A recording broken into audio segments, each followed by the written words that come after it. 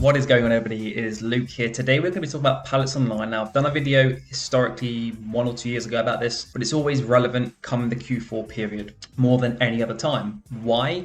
Well, obviously you're probably going to be sending in a lot more shipments over Q4 than you are any other time of year. As well as that, there's economies of scale, meaning the more you send, the cheaper it gets. Yeah. But even just sending one pallet to Amazon, alternatively, you could obviously do UPS, but by sending a pallet, there's still a good discount to be had compared to just sending it via standard UPS. Of course, there's benefits, pros and cons to sending either or. So for example, pallets is good for cost efficiency, although therefore UPS is also good for having multiple boxes all go into fulfillment centers, and there's a chance that some of those boxes will book in when others won't. With a pallet, obviously, usually the whole pallet will book in at the same time, right? So if you've got a lot of boxes on that pallet, it may mean that if there's a reason that it's held up, then all of those boxes are held up. Whereas UPS, you might find that some of the boxes book in if you send 100, 30 book in tomorrow, 40 book in the day after, so on and so forth. So you have a bit more of a spread. So, come Q4, it's great to use pallets earlier in the period. For example, right now, middle of November. But as you creep into December, it's always good to be aware of how they kind of work in terms of, what I just mentioned, and being aware that it's maybe good to split across pallets and UPS. So you're getting a potential flow. Obviously, it's an unknown flow, but an unknown amount of boxes booking in, maybe trickling in rather than one booking in a lump, like from a pallet. And then as you get towards the very end of Q4, right at the sort of last kind of weekish of December, of course, probably UPS is the best thing to use, but there's a good window of opportunity to be had, definitely over at least mid-November to mid-December, where pallets are good. Of course, I use them all through the year, but obviously I'm going to be sending less stock than I am in Q4, so there's less cost saving overall than there is if you do Q4. So I'm just going to talk to you how to go about doing it and how it's really, really simple. I use Pallets online or Pallet online, but there are many alternatives, right? We could even try the one that Amazon do, although I have heard that there's potential holdups and issues with them. So I normally stick with Pallet online because I always find it's really efficient and easy and simple, and it books in just as expected, and there's no problems, right? So I'm going to go over booking in one now so you can see the sort of process, and then we can talk about it a little bit more. So when you come to the main website, you want to go ahead and click this Amazon. It will tell you if you can book a collection for today, or you can go ahead and change the date once you actually get in here. All you'll do is type in the postcode from, and then you'll just go ahead and select the delivery address, which will be one of these fulfillment centers, and I've just copied across the shipment details here. My head's in the way. Basically, this is for a collection on a pallet that my VA has sent me. So I need to go ahead and book this in. Of course, you could get a VA to book this in, pretty straightforward. But I just do it myself because it's very, very quick and easy, and also it allows me to be kind of not be oblivious to what's going on, right? I like to kind of at least be doing some stuff so that I'm kind of understanding, right, a pallet goes out tomorrow. Otherwise, I might not even know that. And it's nice to have at least that kind of bigger picture understanding of where things are, what's moving, and that kind of thing. So you can see here BHX4 is the destination. So I've already gone ahead and sort of input that data. What you'll go ahead and do is obviously you would go ahead and select BHX4, one full pallet, right? You can see there, and you click get quote. That would take you to here. And then this is what you would then see. You can change the collection date here if you want, but today is 21st. So I'm going to choose the 21st. Interesting. Okay, fine. Click the 21st. That's very weird. Right. See, this thing's just popped up here. Now, I don't really want that. Now, you might think, why don't I want that? Well, usually there's a selection that I can do. So I'm just going to go ahead and do it again. Right, I'm going to F5 this, because I want to make sure I do it correctly. So, again, if it doesn't look like how I'm going to do it now, then I would say just be careful, because you can see here, I can click this collection tail lift for free. It basically means that there's going to be one of those little lifts that come down that you can load it on. So you only need a prep center with one of those kind of like pumpers just to move the pallet. They don't need anything to actually go up and put it in. With this option here, they have a tail lift, so they can do that up and down. All you got to do is get it onto that little tail lift, and it will automatically go in.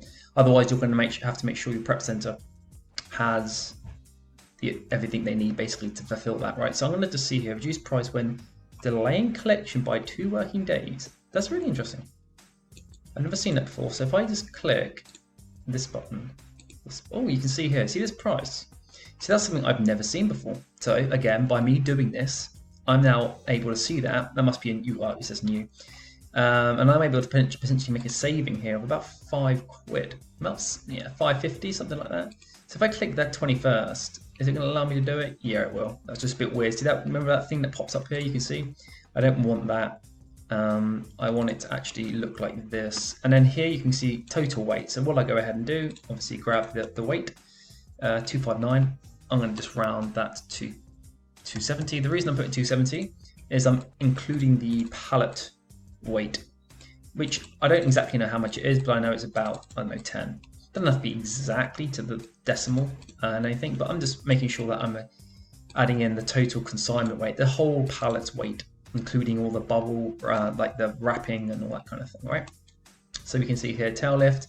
I'm selecting Monday the 21st. I'm not going to get the discount because it's Q4. I'm going to get my stock in fast. So that would be something I would use at the end of Q4/Q1, right? To get that saving. And then it's going to produce this lot of information. Now, some of this is going to be hidden. It's just going to be addresses really, but you want to make sure the fulfillment center is the one you choose. And then you want to go ahead and input all this. So it's pretty straightforward. All I do is I basically tell my VA what I need. I need the ID for the shipment. I need the Amazon reference. Then we can see here carton count, unit count. So unit count will be the units, 322. Carton count will be the number of boxes. So we have 20. So now again, I would come in here. I'm going to go ahead and just select this. Basically, this is the prep. It'll be a prep center, your address, whatever you're doing. Some other things in good description. I put consumer goods, just because they don't allow certain things to be shipped. You can go ahead and choose what you want. Again, half this will be covered up, but it's pretty self-explanatory in terms of what you need. Then it will pop up like this, billing address, yeah, pretty straightforward, right? And then you go ahead and select card, PayPal, go ahead and process it. Again, some of this will be blurred out because it is me logging into here. Did that work? Did I press the button? Yes, I did. And let's just click this. Perfect. So it's come through. Now, obviously that's including VAT, right? So it's something to be aware of. Now, the savings you can make on shipments, that's lovely, doesn't it?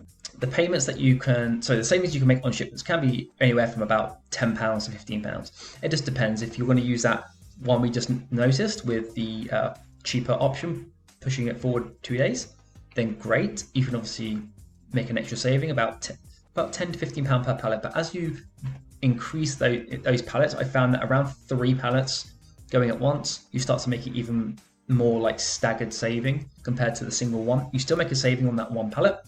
But again, something to be aware, it's probably worth for yourself experimenting, basically running through a shipment of your own and having a look at the difference between the two prices, because in some instances you could find that UPS might be cheaper, which would depend on like the type of products you're sending in terms of what's in the boxes, how many you're actually covering in a pallet, for example, and then you'd have to work it out. So, you know, most of the time for me personally, I have a lot smaller items and many of them, different weights of course, but I find that I'm able to make a saving on the pallets. But again, depending on what you sell exactly, you will have to go ahead and actually just basically pretend that you're create the shipment on Amazon, look at the UPS prices, go on to Pallets Online or wherever, and then obviously do a comparison, right? Because that's going to be the best way to do it. And then all that happens after that, I take the labels, I save them, I then basically send them to my prep center, and they go ahead and print them out, and you can basically just read through here everything you need. And the one thing you're going to have to be aware of is this number here needs to be put in to Amazon. So what I'll do is I'll give this number in a minute to my VA, and once you complete the shipment on Amazon, you're going to have to go and insert this number as like the shipping reference or something like that. It's pretty easy to see, because when you go onto these shipments, under that shipment, it will basically come up in like a little red line saying no tracking information or something, and you can go ahead and click that and just input it straight up, and then process it. Now, I think there are a couple of options when you click on that, but if you play around, if you basically put this in, it'll eventually accept it. It's not complicated. It's just that, like, if it's the first time you're doing it, you might be like, oh, where do I put it? But eventually it will be accepted. Just paste it in. Basically, if it doesn't get accepted, I think there's 2 options. Doesn't get accepted in the first option, try it in the second option. But I think the first one that it's already defaulted to when you click through is fine. Paste that in, good as gold. Then I'll go ahead and send this to my prep center. They'll go ahead and sort it out, and the collection will be today on that pallet. So that's pretty much it. You know, for me, I love Pallet Online because you can get it, and it's pretty quick, a couple of days. It even tells you when it's going to be delivered. Yeah. So you literally just a couple of days. Obviously, it might not book in that day. You know, they're going to book it in to be delivered that day, and you can go ahead and obviously track that yourself in terms of how things are playing out over the Q4 period, because it's always interesting to see. But the reason I like it is because, you know, if you're sending some pallets, definitely at 3 or more, this is a great saving. If you're sending 1, then there is a saving about 10 quid on average. Obviously, that can add up over time, right? It's normally easy for a prep center to have the space to do pallets as well, because they're not boxes lying around everywhere. So for me, I love it. Again, just be mindful over the Q4 period, because you may need to shift at the very, very end from about the 10th to the 15th to sending UPS's shipments for your last batch of Q4 related products, to make sure they get there on time, because you don't want to have that whole pallet kind of sitting around somewhere waiting for that whole pallet to book in. You want to obviously have as many UPSs going out at the very end, so that you can obviously try to maximize your returns by getting, you know, if they don't all book in time, at least the majority will, or half will.